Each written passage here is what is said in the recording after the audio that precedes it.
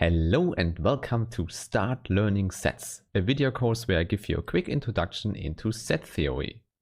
However, first many thanks to all the nice people on Steady or PayPal who make these videos possible. Now, for learning mathematics, set theory is so important because you can describe everything in mathematics using just sets. Indeed, you could see the field of logic together with the set theory as the foundation of mathematics.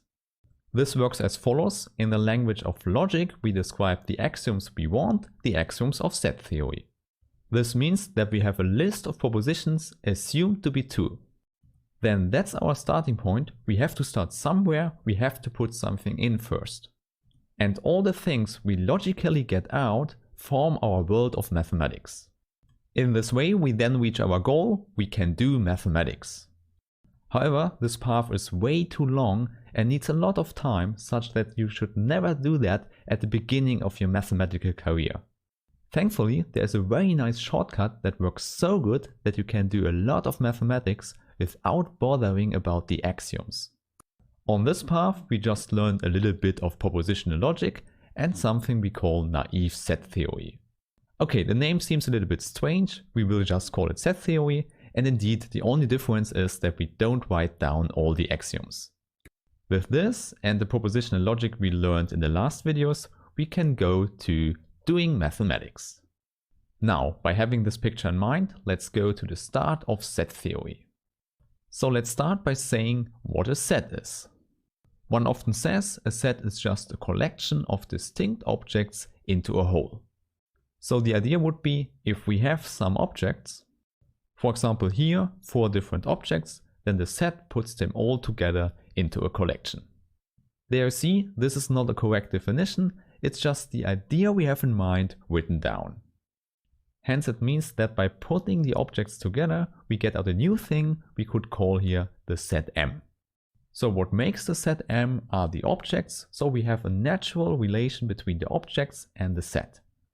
Now, in order to make everything easier, we call such an object X inside a set M just an element of M. Or even better, we use a short formula for this. So we use this special E for element and read it as X in M.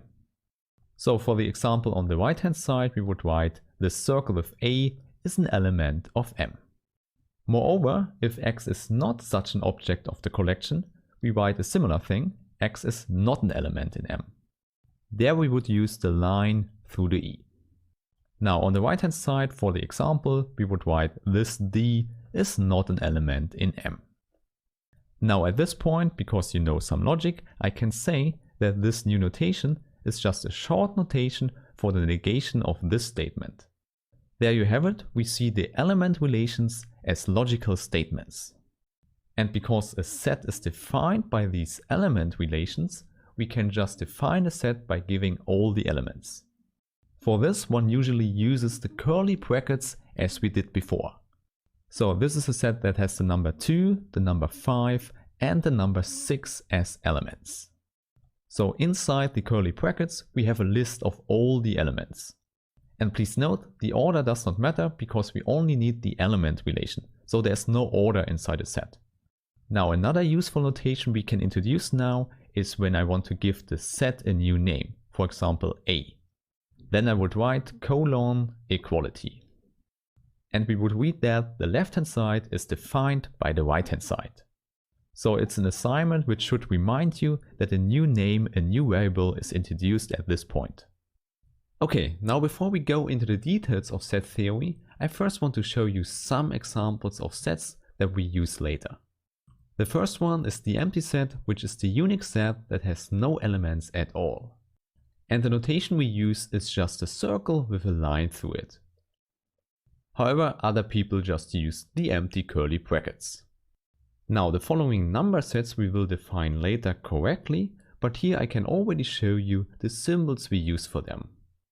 For the natural numbers starting with 1, we use the N as a symbol. And for the natural numbers including 0, I use the same N with an index 0. If we include the negative numbers as well, we call them the integers and denote them by capital Z. In later videos we will properly define these sets, but for the moment it's a good thing that we have the number sets such that we can write down some examples. Therefore I assume that you already know at least some things about natural numbers. Now later, when we are ready for it, we can also define the rational numbers denoted by Q, the real numbers denoted by R, and the complex numbers denoted by C. Okay, now the natural question for you would be, how can we define sets without writing down all the elements? For example, for the natural numbers, you already see the problem with this approach.